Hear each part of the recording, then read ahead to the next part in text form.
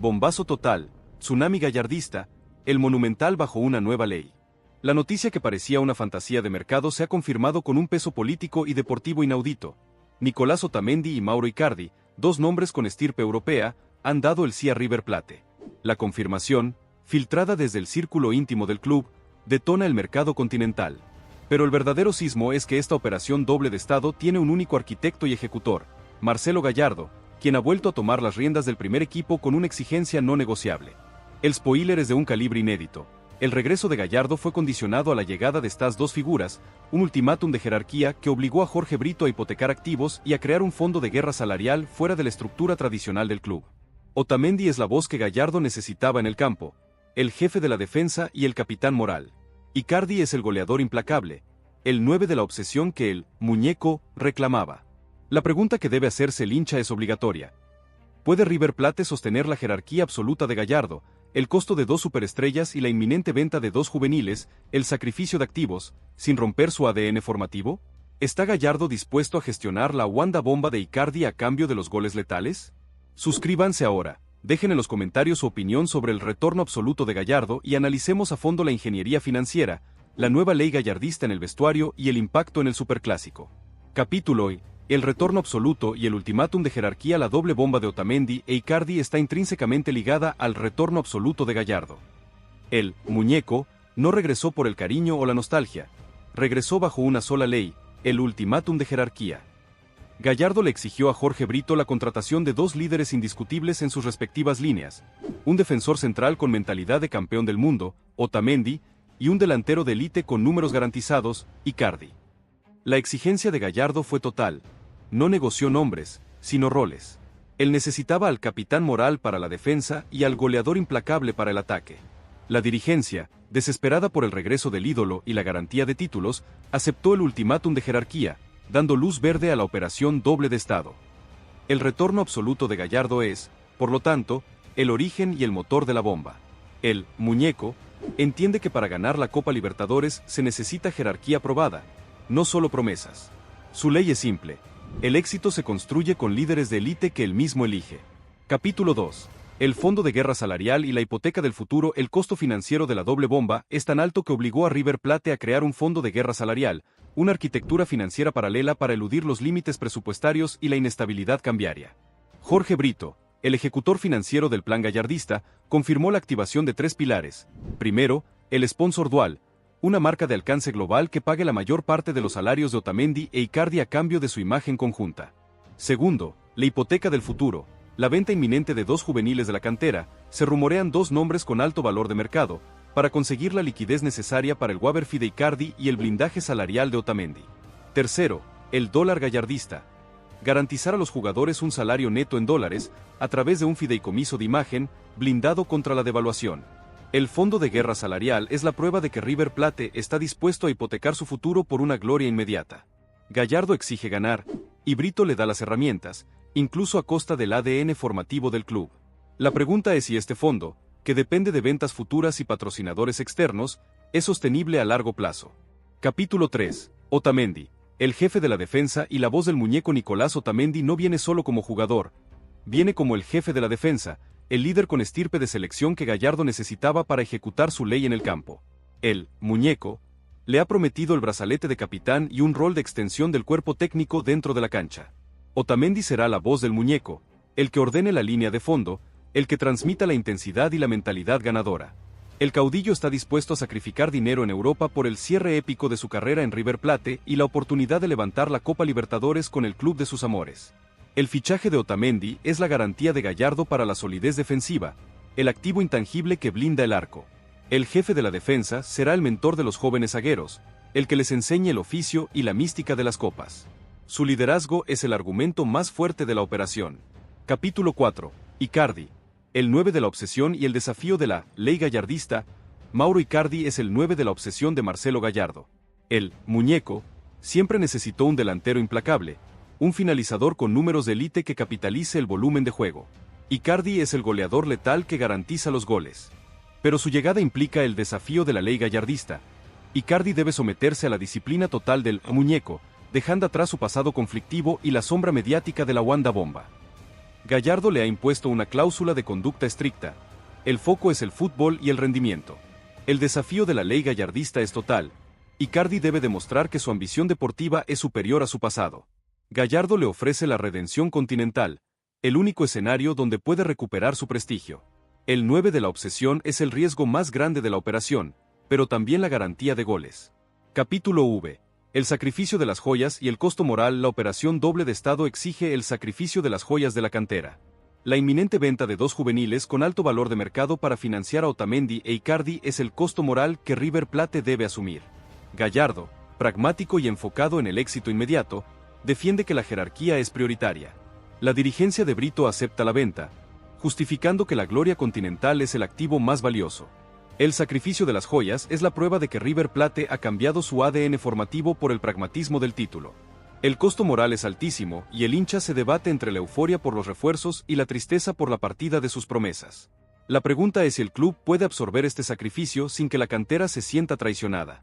Capítulo B.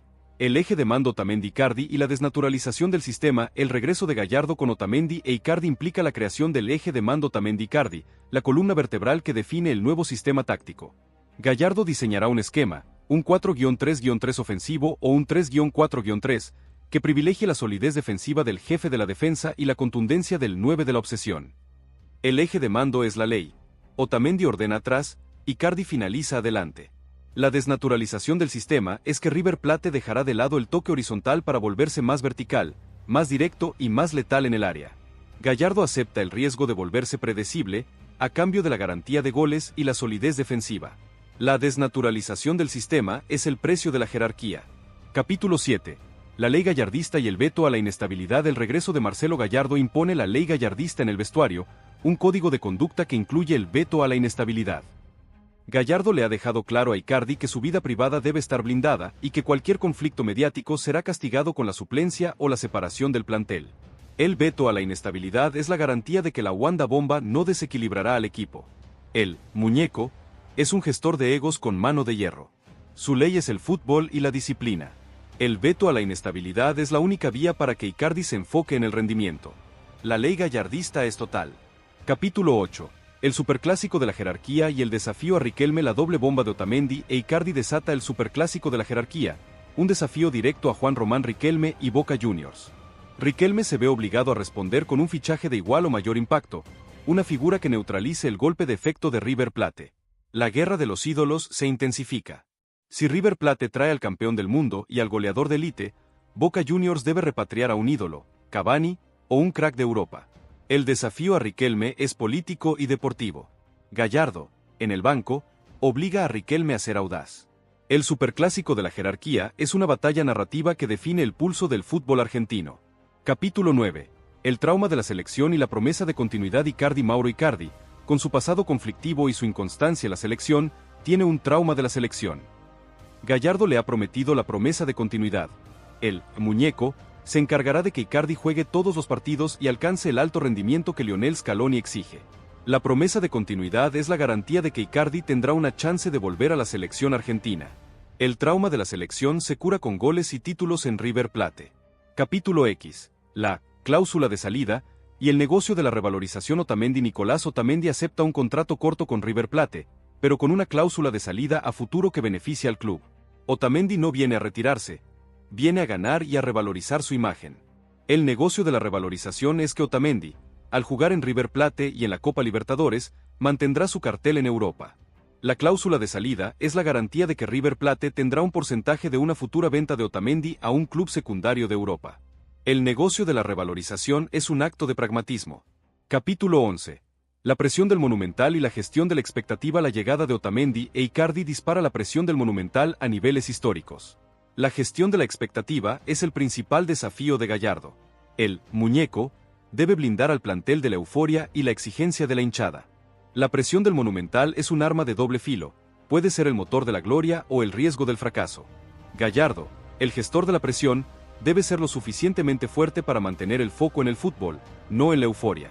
Capítulo 12. La Liga Gallardista y el efecto en el fútbol argentino. La doble bomba de Otamendi e Icardi y el regreso de Gallardo crean la Liga Gallardista, el motor de prestigio del fútbol argentino. La AFA, bajo la gestión de Tapia, celebra la revalorización del producto. La Liga Gallardista es un argumento de peso para atraer patrocinadores internacionales y aumentar las audiencias de televisión. El motor de prestigio beneficia a todos los clubes, elevando la vara de la exigencia. Capítulo 13. El riesgo cambiario y la sombra de la crisis económica. El fondo de guerra salarial blinda a Otamendi e Icardi, pero el riesgo cambiario sigue siendo una sombra para River Plate. El club debe asumir el costo de la operatoria cambiaria para garantizar el salario dolarizado. La sombra de la crisis económica es el mayor riesgo de la operación. Si el dólar se dispara, el costo de los dos jugadores se vuelve insostenible. Brito debe tener un fondo de reserva para cubrir el riesgo. Capítulo 14. El dilema ético y el pacto con el diablo. Brito. El fichaje de Otamendi e Icardi es el dilema ético que enfrenta Jorge Brito. El pacto con el diablo es la venta de dos juveniles para financiar la gloria inmediata. Brito debe justificar el pacto con el diablo ante los socios y la historia. El dilema ético es la lucha entre el pragmatismo de Gallardo y la mística del club. El pacto con el diablo solo se rompe con títulos. Capítulo 15. El juicio del liderazgo y la pregunta final. La doble bomba de Otamendi e Icardi y el regreso de Marcelo Gallardo es el juicio del liderazgo que definirá el legado del muñeco. El ultimátum de jerarquía, el fondo de guerra salarial y el sacrificio de activos son la prueba de una ambición sin límites. El juicio del liderazgo es implacable, debe ganar. El final abierto de esta novela es la pregunta que la hinchada debe responder. El retorno absoluto de Gallardo con la doble bomba será el acto de audacia que garantiza la Copa Libertadores, o es la hipoteca moral y financiera que condena el futuro de River Plate. ¿Podrá la ley gallardista someter al 9 de la obsesión y neutralizar la Wanda bomba? El Monumental espera, y el destino se define en la cancha. Bombazo total, tsunami gallardista, el Monumental bajo una nueva ley. La noticia que parecía una fantasía de mercado se ha confirmado con un peso político y deportivo inaudito. Nicolás Otamendi y Mauro Icardi, dos nombres con estirpe europea, han dado el sí a River Plate. La confirmación, filtrada desde el círculo íntimo del club, detona el mercado continental. Pero el verdadero sismo es que esta operación doble de Estado tiene un único arquitecto y ejecutor, Marcelo Gallardo, quien ha vuelto a tomar las riendas del primer equipo con una exigencia no negociable.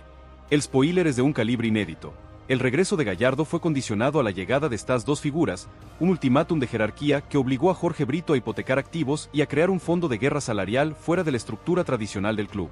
Otamendi es la voz que Gallardo necesitaba en el campo, el jefe de la defensa y el capitán moral. Icardi es el goleador implacable, el 9 de la obsesión que el muñeco reclamaba. La pregunta que debe hacerse el hincha es obligatoria. ¿Puede River Plate sostener la jerarquía absoluta de Gallardo, el costo de dos superestrellas y la inminente venta de dos juveniles, el sacrificio de activos, sin romper su ADN formativo?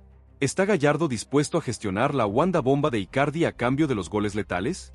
Suscríbanse ahora, dejen en los comentarios su opinión sobre el retorno absoluto de Gallardo y analicemos a fondo la ingeniería financiera, la nueva ley gallardista en el vestuario y el impacto en el superclásico.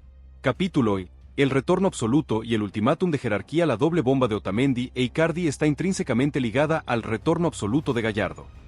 El muñeco no regresó por el cariño o la nostalgia, regresó bajo una sola ley, el ultimátum de jerarquía. Gallardo le exigió a Jorge Brito la contratación de dos líderes indiscutibles en sus respectivas líneas, un defensor central con mentalidad de campeón del mundo, Otamendi, y un delantero de élite con números garantizados, Icardi.